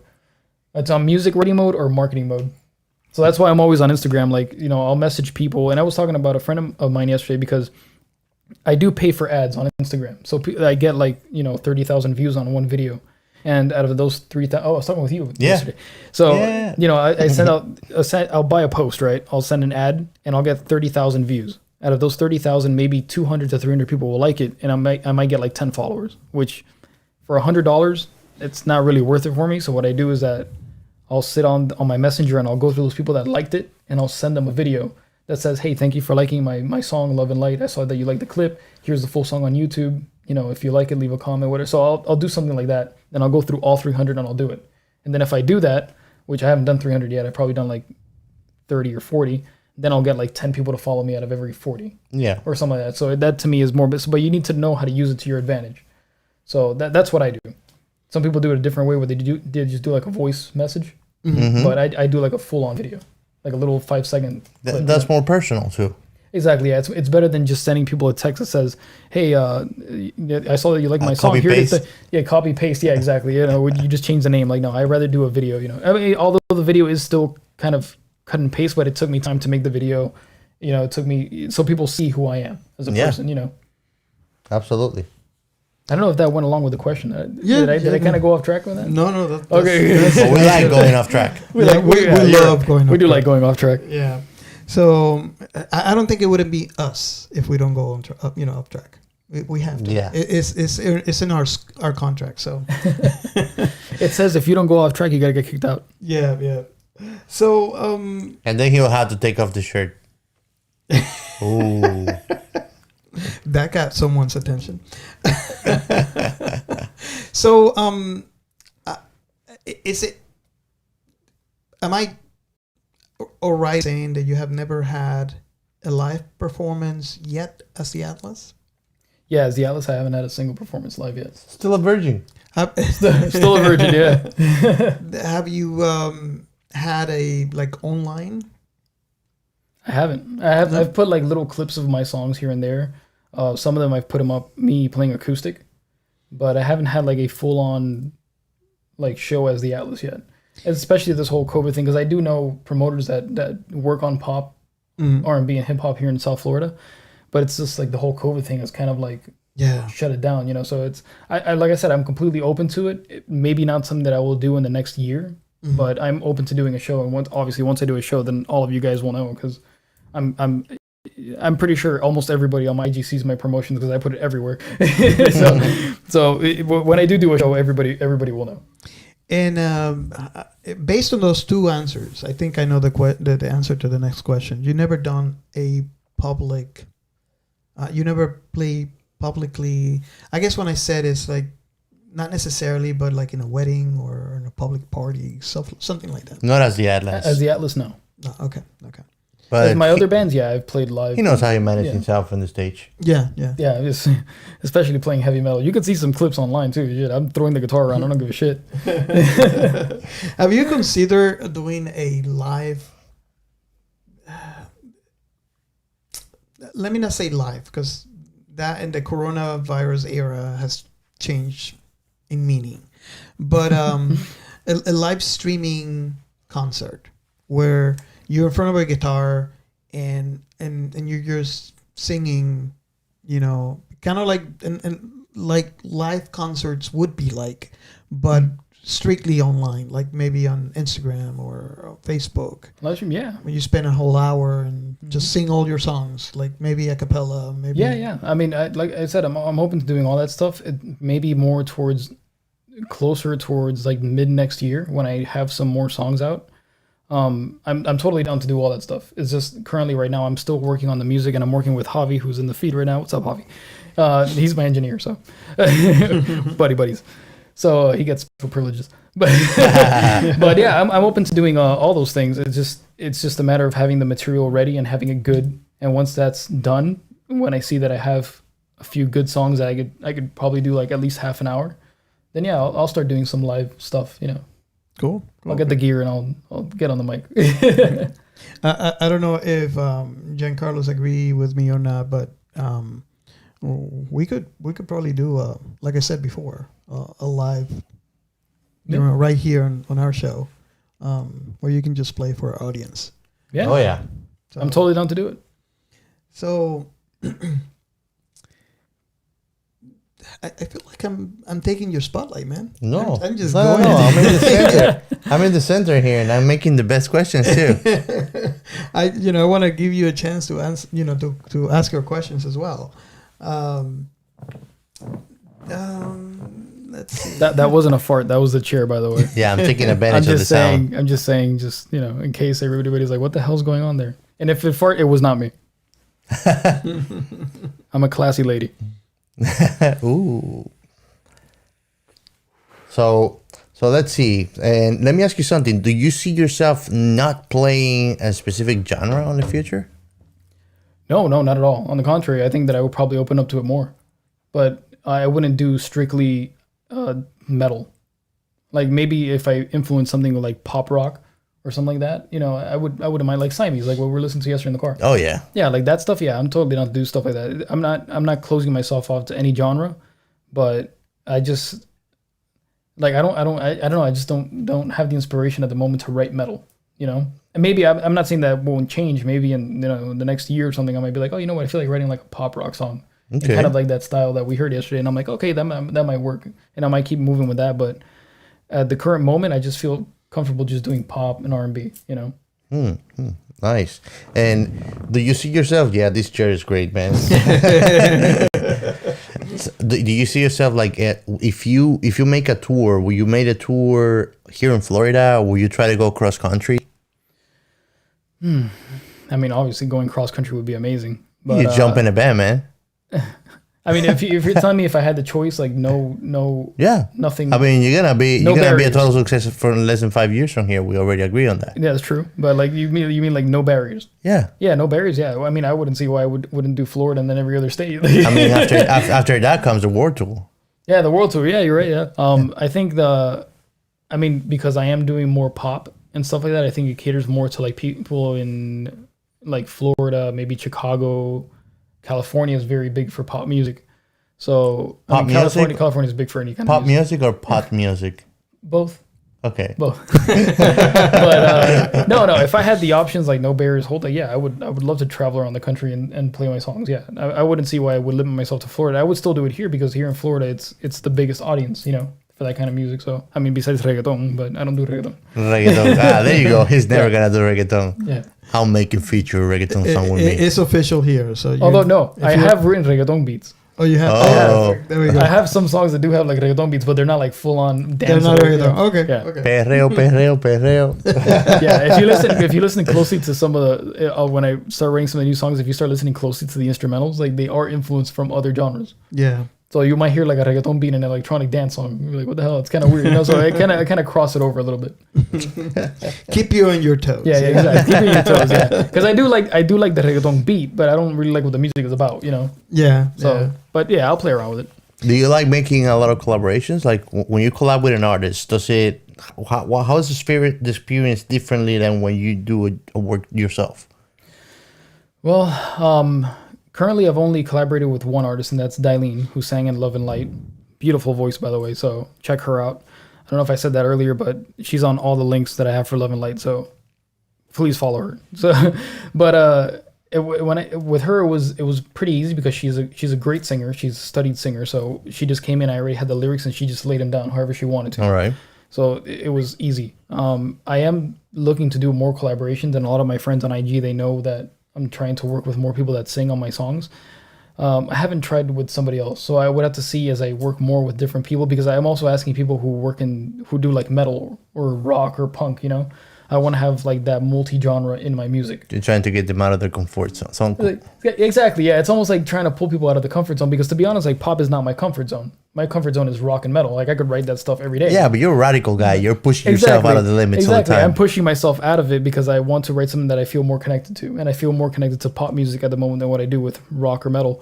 But yeah, I don't know. I would have to see how the collaborations work. I do have another song coming out with a friend of mine, so we're gonna see how that's gonna come out. We're gonna work on that. He even does sci-fi. Yeah. I do sci-fi. So just go back and listen to our Ad Astra episode. Yes. So what is the biggest problem that you encounter on your journey in music? The goddamn algorithms on Instagram. Jesus Christ, man. Like that to me is the biggest barrier. So I'm being honest too. Like this is the hardest thing. Like the algorithms that they've implemented into IG and Facebook. Facebook isn't even that bad, but IG is horrible. Like I could put, like I said, I have like close to 1,900 followers. Let's say 1,800, right? I could put a post out and it gets like 15 likes, and I'm like, how the hell does this? Like, you know, I know friends that have less that have like 300, you know, but something with the algorithm that you have to like break through to like get that to me is the hardest. That to me is the biggest Are challenge. you using the almighty hashtags? The what? The almighty hashtags. I do. I put a bunch But of you're hashtags. using the most important one? Hashtag? No, I didn't know hashtag include. Oh, That's- man. You got to start I gotta using put that. hashtag. You put the hashtag and then you actually write hashtag. Oh, see, I gotta try that. That's a hashtag. Yeah, but I mean, that's one of the hardest barriers. But it's not, you know, the end all be all. So it's just building it over time, you know. And luckily, it's grown the way that it has because I've been every day trying to work on the more of the marketing side of it. So it's been growing slowly but surely. It's getting there. That's what she said. That's what she said. Yeah. So I take the hashtag thing works depending on the language, right? Yeah. So if you write it in Spanish, then you know that would help you in the Spanish. And Yeah, he should start putting hashtag reggaeton. oh, okay. Okay. There you go. That you got me. I'm gonna do it for one post and see how it works out. Oh my God. If it works, you're going to start probably doing reggaeton. And I'm like, yeah, never said you will not drink from those waters. Yeah, but I mean, I'm not sure if the hashtag is merely the science of it because I know a lot of people are trying to reach different publics. And basically, they use other ways, other means to reach for certain public. And I imagine that's what you're doing too. Yeah. Yeah, because all my posts don't have just music hashtags. Like some of the posts that I put out that have more like an inspirational kind of notation to it, then I'll put something that's more like spiritual. So I'll put like, you know, Buddhism, prayers, manifestation, those kind of hashtags. So I think what works better is when you Chakras, as an yoga, art- Reiki. Yeah, exactly. Yeah, that kind of stuff. So I think that if you were to, like, I'm a music producer, I'm a songwriter. So if I try to cater to other music producers and songwriters, it's not really that appealing. But if I try to appeal more to an audience who are going to be the listeners of the music, then that would make more sense. So I have to think about how I'm going to play with my hashtags, but I might target them more towards people doing things than other music producers. And I mean, one thing that I was doing on my art page, for example, I would grab certain hashtags that I use in English and I actually translate it in a couple of other languages that have a big audience. Like I will go and have the same hashtags in Russian, or I will have it in Japanese or Korean if I wanted to reach that public. And then you will see all my hashtags in all the languages, and I'll just keep it safe because I mean, unfortunately, I don't know how to speak those languages, but I like to reach out to everybody. Yeah, that makes sense. So yeah, I might have to play with the hashtags. I had this app on my phone that gives me like the hashtags and stuff like that for the most popular ones. But I'm gonna play around with it. I'm gonna make my own and see what happens. Krupta. What is your favorite decade when it comes to music? My favorite decade when it came to music, maybe like late 2000s. Was it late 2000 or like 2002, 2005? Like around that area. Yeah, like that was my favorite decade for music. That's what I grew up on. So like listening to Britney Spears or Backstreet Boys, NSYNC. It might have been later than that. Michael Jackson. I had like the whole VHS of Michael Jackson. So Oh man, I only have VHS from Batman Forever. I had Batman Forever too. But that was my favorite genre of music, because my favorite generation for music, because even the pop music wasn't all about just, you know, cars, drugs, women, and drinking. Swagger. Yeah, exactly, the swagger, which some of my songs are like that too, but you know, I guess you got to stay with the times a little bit. But that was my favorite generation for music, because the music actually had a story. You know, it was Yes. like, now I feel like most music doesn't even have a story. It's just people putting stuff out there just because they have a contract to sign. And It's what we call like it's way too commercialized. Commercial, yeah, it's marketed to a particular crowd that just likes to listen to the same thing over and over again. But it loses the genuinity of the creative process of the music, which Yeah. is what I like your music. It's because thank your music it's you. Yeah. You know, it's not what you're trying to paint out there for the people to see. It's not like, this is me, fucking like it or hate it. Yeah, You pretty know, much. Yeah. that's what I like. Yeah. I mean, there's a lot of artists now that kind of go with that approach, that they're like, you know, fuck it if you love it or hate it or whatever, but it's the same cookie cutter kind of music over and over again. So it's like, and that's a problem. you know, I mean, it's almost like using reverse psychology to get an audience. Yeah. It's like if you tell people, yeah, fuck it, you love it or hate it, they're like, oh, this guy doesn't give a shit, I'm gonna listen to it, you know. Yeah, you love it or hate it, It's but then like- they're like, oh, I got swagger, I'm the best. I could sit here in front of the camera and tell you guys that I'm a complete dumbass. I'm silly all the fucking time. There is no, like, I don't even take myself serious sometimes. So to me, it's just, it's funny when I see stuff like that and I'm like, dude, like, you're just, and it's been proven many times where it's like the person that you see that sang that song is not the person that they really try to portray themselves as. Mm-hmm. So it's like I'm just trying to be myself. I'm here being a moron for you guys on this camera. and I'm the weirdo. Yeah, and he's a weirdo. Weird and proud. Yeah. Robert is the only normal person here. Am I though? Huh? Am I? Yeah. I guess that's that's for people to judge. So I mean, I don't know about him. I'm a total freak. I'm not gonna ask any questions. You're better off. I don't want to traumatize you guys. what is your interest outside music? My That's interest, a good outside- one. like hobbies. like hobbies outside of music. Well, Like, you like wearing heels, high heels? No, and stuff like that? I don't like Makeup. wearing heels. No, I don't. Makeup maybe. I have worn eyeliner, so. Some blush. But no blush. I don't go that far. You got pretty chicks, man. My favorite thing outside of music is going outside, like just walking, going to the outdoors. I recently got into snorkeling because of somebody that I know. So it's like, that was fun. Or just going out for a walk between the trees, which it sucks because we're in Florida and it's all swamp and it's hot. But Hey, when I fucking calor de pinga. yeah, exactly. So like sometimes in the morning, my favorite thing is to like just go outside with my headphones on and listen to a book while I'm walking around or something. Nice. Do whatever I can to pretty much stay healthy in a way where it's not boring. Because it's not that I don't enjoy working out. It's just that it's a pain in the ass to put it into your schedule. Yeah, if you're gonna be healthy boring, just go and get some chicken nuggets. Yeah, honey mustard. I'm vegan, so I don't eat. That's why it has to be fun. I balance my scales with like, okay, if I don't work out, I'm gonna eat very healthy. Hey, there's some nice vegan chicken nuggets. Oh yeah, no, oh yeah, they're good. Oh, I know. And I mean, you can microwave that shit. We're gonna go get some. We're gonna go get some after this. But yeah. So like, that's how I try to balance it out. But like going outdoors, I like going to the beach. Obviously I like to have a good drink, so I'll go somewhere to a nice vibe kind of place, and I'll go for a nice Most drinks are there. vegan. Most drinks are vegan.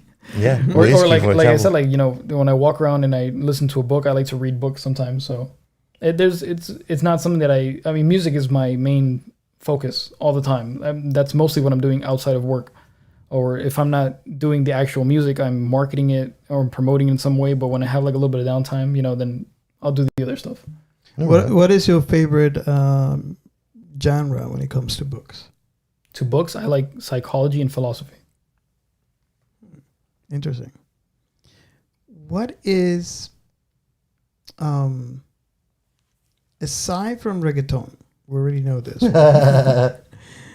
Do you have more styles that you don't like? More music styles, or it just stays there at reggaeton?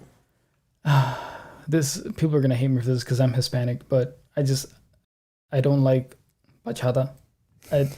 I know that you guys are Dominican, but I I'll don't make you listen bachata all the way back to Miami. I don't like bachata. Aventura. Bananas. Aventura is acceptable. He's passable. It's a bit more modern. What but do you it's like- mean? He sounds like he has a dick up his ass while he's singing. Well, probably yeah, but like, but I like it. Yeah, exactly. but whatever. It's like I'll take Aventura, but I don't know. It just every time I hear a bachata song, it all sounds the same. Like it's the same. I don't like things that are repetitive. And in a lot of Hispanic music, I find it to be very repetitive. Like salsa is salsa, merengue is merengue, and it just never moves out of. And it's not even because of the music, because if you listen to pop itself, it's pretty different. Like there's different multi-genres of pop. Do you know how to dance any of them? Reggaeton? No, but bachata, merengue, or salsa. I know how to dance salsa. You know how to dance Yeah. salsa? The only one I haven't been able to master. Yeah, I can dance salsa. And I do a little bit of merengue. I don't know how to dance bachata. Oh, Reggaeton bachata is pretty is the simple. easiest one. Reggaeton, you just stand there and let somebody grind on you, and that's it. But Yeah, wap, wap, wap. what? This is gonna be a multiple part question. What is your favorite genre in movies? My favorite comedy. Comedy. Yeah. Leading to that, what would, like, up the top of your head, would you say would be your favorite movie? My favorite movie. Damn. It made me think back because I don't watch a lot of movies. I don't watch movies very often. No, the top of your head. You know what? Because obviously, The only one that I can think of right now is like Ready Player One or like Scott Pilgrim versus the World. Robert loves both. yeah. Yeah, those two. Yeah, those two. And it's funny because I don't think Ready Player One was really a comedy, but it just had its funny moments, you know. Oh, it has a lot of. I like the appeal of it, you know. We Scott love it. Pilgrim was. But Scott Pilgrim is hilarious. It was I mean, hilarious. come on. I when Scott Pilgrim versus the World came out, I went to watch it in theaters 4 times. Nice. And we haven't done an episode about that one. No. Is it the same genre for TV shows? For TV shows, man, I don't. We were talking about this yesterday. I don't really watch TV, so every time I turn on my screen, it's just because I'm working on music. But for TV shows, what's the most recent one that I watched all the way through? I think The Witcher was the most recent one. So I like that fantasy kind of like, almost like Final Fantasy kind of world. Mm-hmm. You know, where it's like magic with some medieval technology kind Epic. of stuff. Or like a very like we were watching last night, like Attack on Titan. Yeah. Oh, yeah. Where it's a very like apocalyptical, high tech kind of world. If people are dying, it's fun. Yeah. It's a very vegan movie. Yeah. Yeah. Yeah. No animals were harmed. No, but the best part is when the animals are like just looking around while people are being slaughtered. That's what I like the most. That part where the chicken is like, "Oh, you died now, bitches. Who wants chicken nuggets?" What I can't read what Josue played. Only time I ever listen to reggaeton or bachata at a parties. That says Josue Ferrete, the official. Zack and Meyer make a porno. Oh, that is a funny movie. I love that movie. I haven't seen it. We gotta watch it. It's funny. Toss a coin for your Witcher. Josue is cool. Josue is one of my best friends, and he helped me out with the vocals to Strangers. Well, Josue, So- you, Miguel, and I had to do a bachata music video now. Not wrong. Yeah. Oh god. But no, Josue helped me out with he comes over to the studio sometimes and he helps me record because it's a lot easier for me to just like back off the computer and he just hits record, delete, and he hammers me, man, but he does it in a good way. So the vocals on Strangers came out pretty good because he was there guiding me through it. So Nice. Nice, man. Do you like anime? I like anime, although I don't watch a lot of it. Out of the top of your head, what comes to mind when you think of anime? Shit. The only thing that I've watched all the way through is like Naruto. Nope. Or like Dragon Ball Z. Naruto Dragon for Ball. me. Naruto for me. Yeah. Yep. The whole thing. Yeah, Well, Robert not never even- watched Dragon Ball. Can you believe it? He No, watched the I watched movie. Dragon Ball, yeah. He watched the movie. I watched it when Yeah. when it used to come out on Cartoon Network and Toonami after school. You want to see hate coming? I'm going to show you hate coming. Oh. I like Dragon Ball, the movie. I mean, I watched it. I didn't. wasn't I my didn't favorite. even. I didn't even make it past the 10 minutes. It was kind of bad, but Yeah, I couldn't. I felt my brain kind of like sucking itself into itself, like imploding. I was like, oh no. Now, I do have to admit, Netflix is doing a great job of changing that mentality because the studio is usually butchered. And now I'm aware of it, especially after watching Avatar, the other. Unfortunately, I watched the movie first. So if you come in from that perspective, the movie is good. It's not great, but it's good. After watching the animated series, I now understand why all the hate online. For the movie. I watched some of the cartoon, but I haven't watched the whole thing.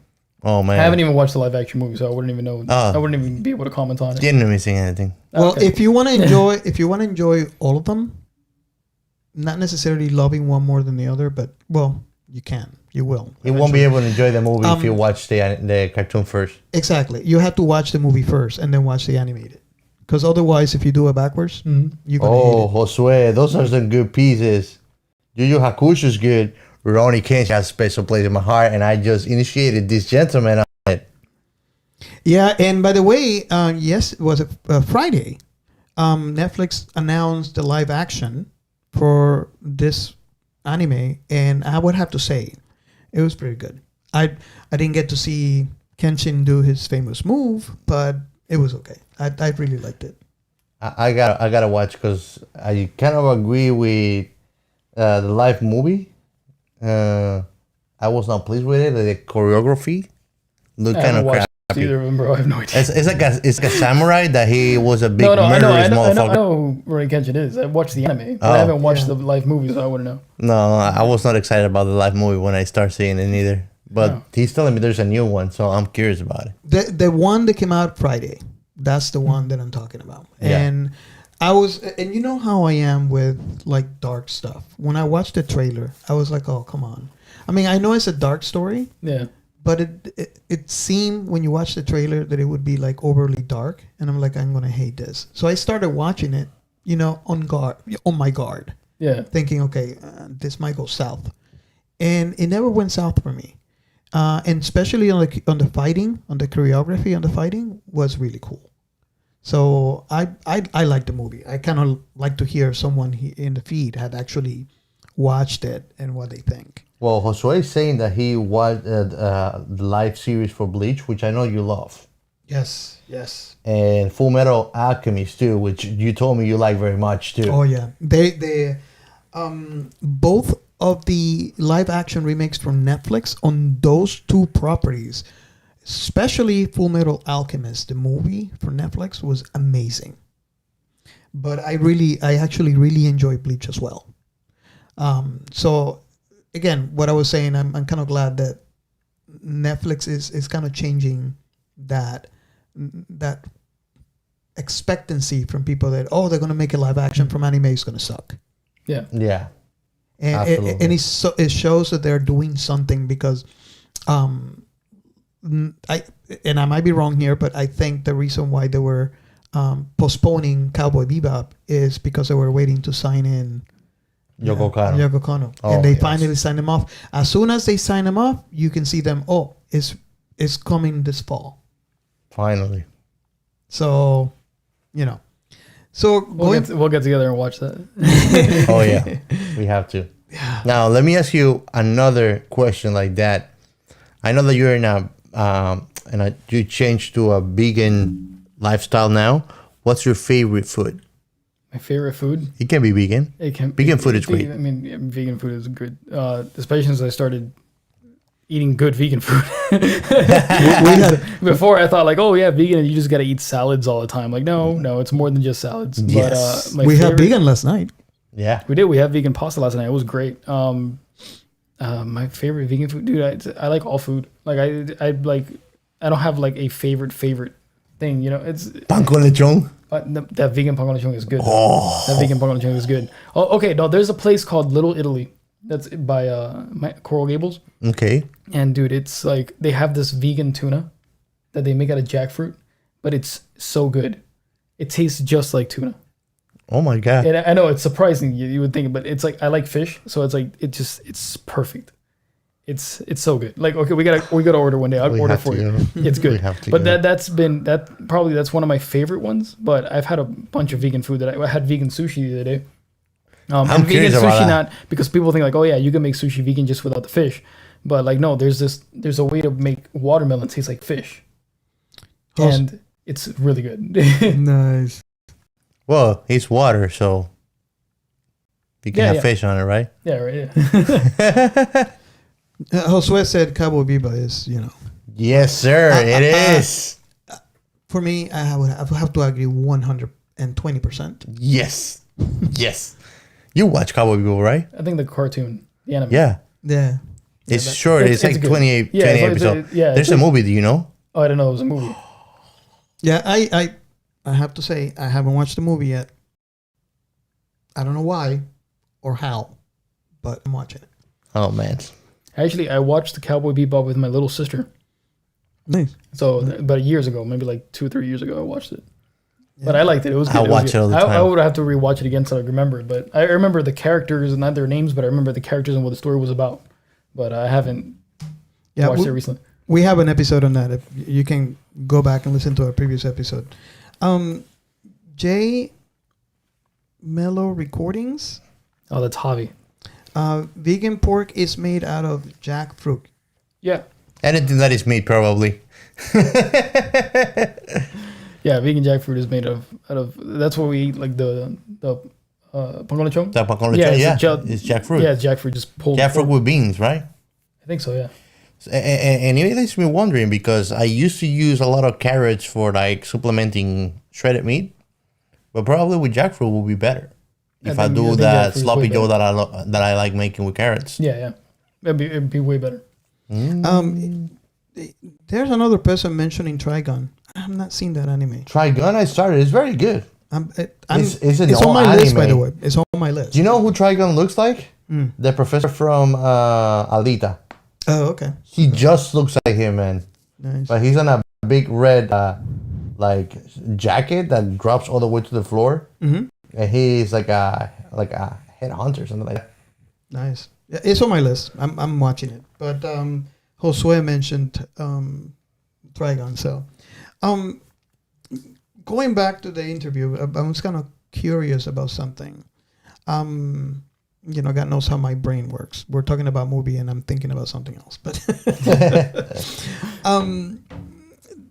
out of the instruments that you have not learned how to play, if there's any, which one would you like to learn and why?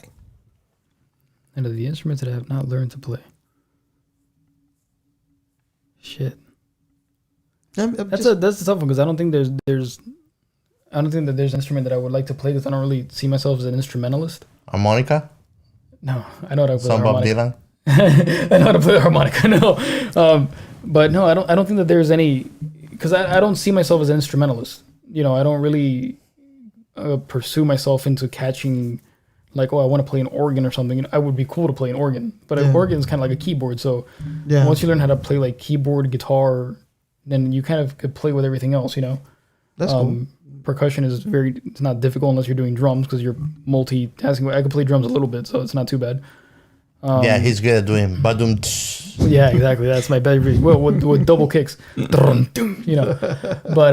no, like I don't because I don't see myself as like somebody who's an instrumentalist. I don't really see myself pursuing an instrument that I want to learn. So I'm happy with what I know now, and especially now all the music is done on the computer. Cool. It's like I could just keyboard everything into there, and it's just, as long as I get the sound that I want, I don't really see why I would have to learn something else. What is the saddest song that you have ever heard? Damn. The saddest song. Am I getting hard in these questions? No. I know the song. I just don't remember the name. I think Josue probably knows the name of the song. It's actually a country song. It would be a country song. It's a country song where this chick is like crying in the video, and when I saw it, it almost made me want to cry. Wow. She's talking about like her she's talking about like her ex-husband or something, like leaving her for another woman. But it's like the video is just like it's so sad, where you're just my God. You just want to cry. But I don't know the name of the song, and I know it's a pretty big band. It's a duo, but that would be the song. Josue, if you know who I'm talking about, let me know. Cool. And if you would be an instrument,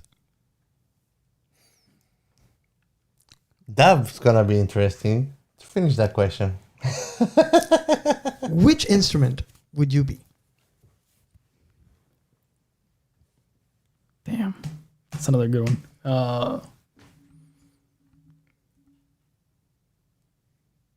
I'm just gonna go with what I know.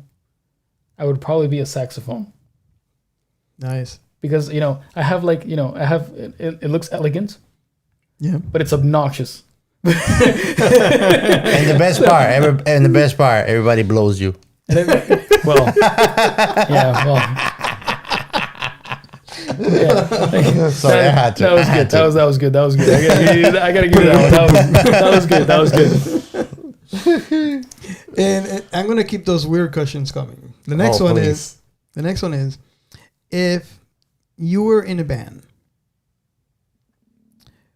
which band would it be and why? Does it have to be a metal band or just any band? Any band. Any band. Even Spice Girls. Actually, let's let's widen Wait, the range. I think he just got Spice Girls. What- Listen, if you put me in the Spice Girls in the era where they were blowing up in the UK, and you put me next to Emma Spice, oof. If you wanna be my lover. I will put on a wig to be in the Spice Girls. Yeah, but you wanna go into the tour bus with them too, right? Yes. Okay. What kind of question is that? I love this. I completely forgot It's about the unfair. Spice I Girls. feel like I answered that question for I you. completely forgot about the Spice Girls. Like I love those chicks. Like when the Didn't I you watched watch the their movie? Yeah, I watched Of the movie. In course. theater. Oh, dude, it was so good, man. Like that. Especially like I used to have the VHS back again. Me too. When they did their live performance when they did Naked. Oh my god, dude! I was probably how old was I? I was probably like what, fucking 12, 13, and I'm just there like they're naked behind the chair. But were you starting to get erections and shit? Maybe I don't know, but I was just like I don't remember that far. I just remember that I was sitting there. I'm like, are they really naked behind the thing? I'm like 13. I'm like, oh my god, what's going on? Hormones. But yeah, definitely the Spice Girls. Oh man, it's not fair. I kind of messed up that question. I answered it for him. Well, No, but that was good because I had forgotten about that. I'm like, yeah, that would definitely be that would be the band that I would be in. the next question is a little deep. So I'm gonna say the first part, pause, let you chew it in, and then say my next part. If you were a CD or an album, however you want to call it nowadays, considering the entire list of songs on that one album, which one would you be and why? Well, that's actually not too difficult because I think that I know I've said about him before, but if we've heard the album from Zayn, Mind of Mine, which is the first album that he released. That whole album is pretty much like that would kind of be me in a nutshell, And you want me to take a guess at the song? What? Pillow Talk? I like Pillow Talk. That's one of my favorite songs, but no, it probably wouldn't be. I mean, we're not getting into the songs themselves because all the songs are different, but they all talk about, That's going to lead me to my next question. Well, what song would I be on the album? If you were a song, and again, these questions are like completely wide. Could be any decade, anything. If you were a song, what song would you be and why? Damn. If I was a song, what song would I be? Those are deep questions. Yeah. Yeah, that's. I mean, they're simple. I didn't expect that one. Shit. We could come back to it if you want. I'm curious because you usually identify. There's a song that's a completely different genre, and I'm gonna say this, and people are gonna think it's because of a relationship, but it's not. There's a song from the Civil War. It's called "Poison and Wine." That's a very contradictory song. It's about a relationship, obviously, like somebody wanting to be with somebody, but they can't, but they want to be. So it's like very contradictory. Mm-hmm. But it's mainly because of the way that I am. Cool. So that would kind of be my I'm gonna song. have to listen to that song now. You'll probably cry. It's like Americana. I'm dead kind of inside. folk. Okay, cool. He's dead inside, so he'll listen to it. But that song kind of it kind of balances out my scales. I only have 2 more questions. Unless you have more questions after that. If it wasn't for the music career, what else would you be doing instead? If it wasn't for my music career, or Yeah, like well- anything in music, like no music. Like, for example, what you're doing right now. Yeah. I think What would have replaced if you didn't have, your songs, your music? What would have taken place instead of that? You'll be a great geisha. I'd probably. I mean, I would have probably pursued skateboarding harder because that's what I was doing while I was learning guitar, and I was pretty good at it. So, so maybe that would have replaced it. And if, to be honest, like if it wasn't for music or that, I don't know what the hell else I would be doing. Like just working a 9 to 5 and just dying on the couch, But yeah, I think probably skateboarding. We should get some longboards, man, and just go look cool and brickle. Yeah, exactly. Yeah, you're not wrong. Yeah. J Mellow Recording says your song should be the song should be what the gods say. Goat say? Is that what it is? What would the fox say? What would the fuck say? I don't know what the goat would say, but I know what the fox would say. I think that his fingers kind of twisted the message. Probably. Are you a little drunk, Javi? Yeah, are you drinking already, man? It's time to drink. I mean, it's good. Okay, so this is, my last question. And I was kind of like saving it for last, unless, that's my last question. I don't know what you No, have I prepared. got ahead of myself and I asked my last questions way too early. The last question is, what advice would you give to someone who wants to start a career like, songwriting, writing, actually singing songs and doing basically what you do, Music career. anything in the music career? What would be that one advice that you can give them? Okay, well, it can go two ways because I know people that have a studio at home and they're just strictly just do it for themselves as a hobby. And then there's people like me who have a studio at home and they do it because they're trying to pursue a career. And it's two different ways of doing it. If you just want to keep it as a hobby, if you want to start doing music, my recommendation is how I learned, YouTube certified, is go on YouTube and look up at least the basic things that you need to start a recording studio. Not saying that you're going to go record everybody. It's really not that expensive if you already have the computer. You could get a whole setup now for like $300 with monitors, headphones, and interface, So thankfully, it's the cost of music products have driven down so much because now, there's even good brand stuff like Focusrite or stuff that they make really good interfaces that you don't need to spend thousands of dollars how it was before. So I would probably look into that. And if you want to start writing songs, if you already know your instrument, then start writing songs. Just start writing them out and show them to your friends and your family. Put them on YouTube, whatever, and let people tell you, hey, man, this sounds like shit or this sounds good. And then you'll start knowing where your route can go, obviously knowing what genre you want to pursue. You just need to put it out there. That if you want to, it doesn't matter if it's a hobby or if it's a career choice. If you want to get good at it, you need to do it and you need to put it out there somehow. You never know. You might want it to just be a hobby, and all of a sudden something blows up. So, or you might just pursue it as like if you want to be an artist, how I'm trying to pursue myself, and all of a sudden I just become a studio producer. Then that's fine, But it's you just need to do it. You need to start doing it. I know so many people that just have songs saved on their computers and they just don't release them. And I'm like, why don't you release this? Like it's not doing. It's like, oh, I just wrote it for me. It's like, okay, but. I mean, you can't really judge them because they just wrote it for themselves, but it's good stuff, It could get somewhere, but if you wanted to get better at it, then you need to let the world see it. Yeah, that's what I'm doing with somebody. Yeah. What are we doing? Yeah, he's showing me a lot of good stuff that he has, but he's not releasing it yet. Yeah, exactly. Well, my closing question for you is gonna be, if you could go back into the past, and that's kind of a sci-fi question at the same time, but it's very meta, is what would you tell to Miguel 15 years in the past? If you could tell yourself something. 15 years ago, I was 15. So I would have been like, dude, keep skateboarding. You're doing great. No. If 15 years ago, if I knew that this is what I wanted. Just think of who you are now. And in the whole sense of life, what would you tell yourself in the past? Probably to cut the toxic people out of my life. To cut the people that are just there for the good time and not there for your tough times. That would have been definitely one. And I've heard that when I was 15. I just never took the advice. But if I could go back to that time with the knowledge that I have now, I would do that. I would be able to intuitively pick up on people that were not good for me. And I would have done that the other way, or people that, like I said, that put me down, that told me that I could never fucking do anything with music, I would have told those people to go fuck themselves. That's what I would have probably told myself. And then just cutting that out of my life and replacing that with more positive people would have helped me grow better. Nice. Yeah. So a little late to the show, but we're getting there. So this was an amazing interview. Yes. Still, the question is out there.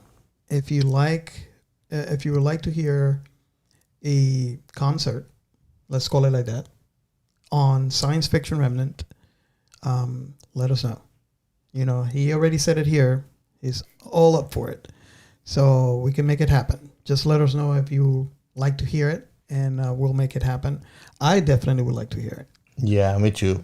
And just so you all know, that the feed is posted on the Atlas Music website, so you should be able to go and play back the YouTube video from his music website as well now, through our YouTube channel.